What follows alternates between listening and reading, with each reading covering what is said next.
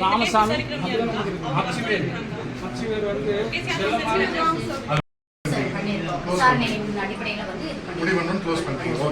இன்னைக்கு முதல் விசாரணை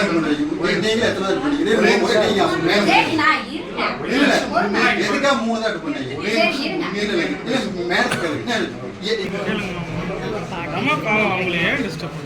நாங்க டிஸ்டர்ப் பண்ணி வர சொல்லிட்டு அவர் போயிட்டாரு. நாங்க எங்க டிஸ்டர்ப் பண்றோம்? நாங்க எங்க டிஸ்டர்ப் பண்ணோம்? எங்க இப்படி இல்ல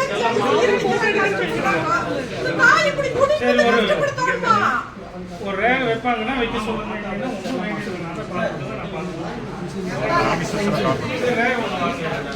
ஆறு செல்லமான தான் ஓடும்.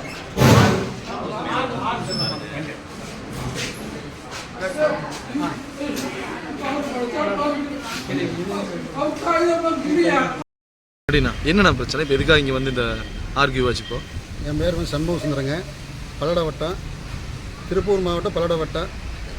பணப்பழத்தில் வந்து எங்கள் அம்மாவுக்கு பூர்வீக சொத்து இருக்குது.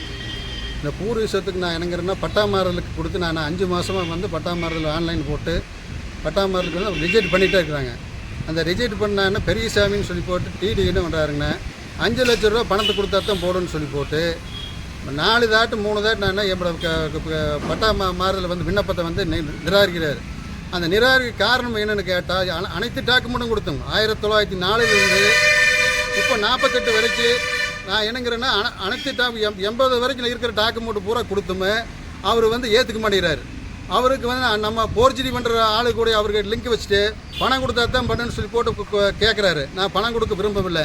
அது இன்றைக்கி டேட்டு வந்து என்கொயரி போட்டார். வந்துடுங்க நேற்று கூப்பிட்டு சொல்லி போட்டு இன்றைக்கி வந்து எங்களுக்கு எந்த ஒரு முன்னறிவிப்பும் இல்லாத இப்போ எங்கள் அம்மாவை கூட்டிகிட்டு வந்தோம். செல்லம்மாவை கூட்டிகிட்டு வந்து தாலுக்கா கூட்டிகிட்டு வந்து பார்க்கும்போது டிடி இல்லைங்க. பெரியசாமி இப்போ என்னங்கிறாங்கன்னா சென்னை போயிட்டாரு.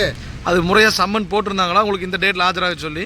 ஆமாங்க, இந்த டேட்டில் ஆஜராக சொல்லி போட்டால் 3:30 மணிக்கு வந்து ஆஜராகின்னு சொல்லி சொன்னாங்க. வந்தால் இங்கே வந்த முறை தான் எங்களுக்கு தெரிஞ்சது அவர் இல்லைன்னு சொல்லி போட்டு தெரிஞ்சதுங்க.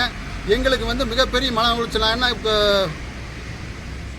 வண்டியில் வந்து நான் என்ன ஆம்புலன்ஸில் வந்து தள்ளு வண்டியில் தான் கூட்டிகிட்டு வந்தாங்க. இந்த மாதிரி ஒரு சூழ்நிலையில் senior citizen super senior citizen ஒரு கவர்மெண்ட் நான் என்ன ஒரு முதலமைச்சர் நான் என்னங்கிறாருன்னா பெண்களுக்கு முன்னுரிமைன்னு சொல்கிறாரு. ஒரு பெண்கள் மாதிரி நான் என்னங்கிறேன்னா ஒரு இருக்கிற பொசிஷனில் வந்து பட்டா மாறுதலுக்கு விண்ணப்பம் போட்டால் விண்ணப்பத்தில் நான் என்னங்கிறேன்னா ஆன்லைனில் போடும்போது நான் என்ன அனைத்து எங்களுக்கு ஒரு டாக்குமெண்ட் இல்லாமல் தான் வெரிஃபிக்கு போடுறோம்.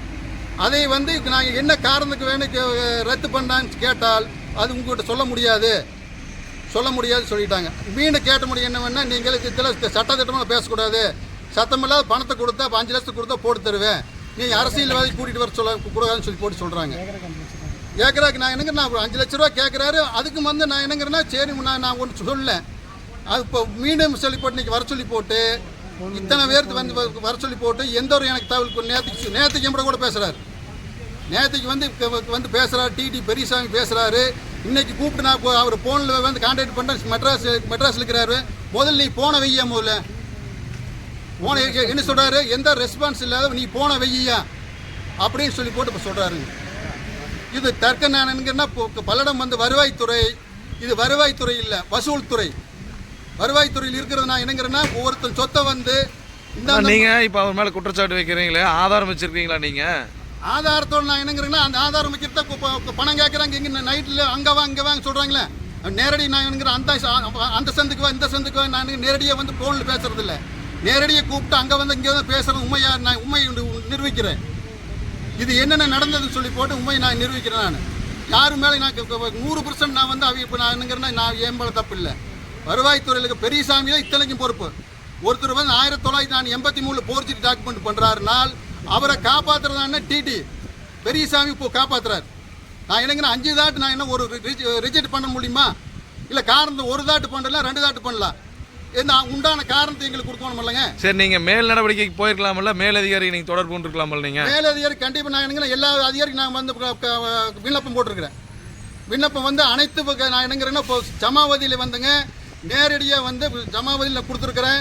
மேடம் வந்து நான் என்னங்கிறேன்னா பார்த்தாங்க, நிச்சயமாக உங்களுக்கு நல்லது நடக்குன்னு சொன்னாங்க. அந்த அடிப்படையில் நான் என்னங்கிறேன் இன்னைக்கு வந்து பார்த்தா இன்னைக்கு வந்து பெரியசாமி அவர் இல்லை. அவர் எந்த ஒரு எங்களுக்கு தகவல் கொடுக்காத நேற்று பேசிட்டு இருந்து போட்டு நான் அரிச்சிட்டேன், நான் போயிட்டேன், மெட்ராஸ் போயிட்டேன் அப்படிங்கிறாரு. கேட்ட முடியும் உனக்கு பதில் சொல்ல அவசியம் இல்லை, போன வையங்கிறார். இப்போ இது என்ன மதிப்பு இருக்குன்னாங்க சொத்து? இது எத்தனை ஏக்கருங்க? சொத்தோட மதிப்பு நான் என்னங்கிறேங்கன்னா இது ஒரு அது ஒரு வரலாறு சொல்கிறேனுங்க. நான் அப்போ வந்து அவர் கவுண்டருக்கு வந்துங்க 5 பசங்க. எப்படிங்கன்னா 1904 பிரகாரம் படி 5 பாக பிரிவுப்படி 5 பசங்க. ஒன்று வந்து நான் என்ன கருப்ப கவுண்டர் 1, பழனி கவுண்டர் 2, மாரப்ப கவுண்டர் 3, பெரிய ராமைய கவுண்டர் 4, சின்ன ராமைய கவுண்டர் 5. சின்ன ராமைய கவுண்டருக்கு அம்மா வந்து சங்கரம்மாள். 5 பேர்த்தோட சொத்துங்க இது. இந்த 5 பேர் சொத்து வந்து ஒருத்தனாக தாபரிச்சிருக்கான். அது 2 குடும்பம், ஒருத்தர் குடும்பம். 5 பேர்த்தோட சொத்தை வந்து இது 110 ஏக்கரா. 5 பேர்த்தோட சொத்து வந்து 110 ஏக்கரா வந்து வருவாய்த்துறையில் வேலை பார்த்ததுனால இந்த வருவாய்த்துறையில் அந்த அடிப்படையில் வந்து இந்த உடனடியாக வந்து இதை வந்து அப்படியே மடைமாற்றம் பண்ணிட்டாங்க. இந்த சொத்தை வந்து எப்படிங்க சர்வசாதாரண அதிகாரி நான் இப்போ விசாரிச்ச லெவலில் வருவாய்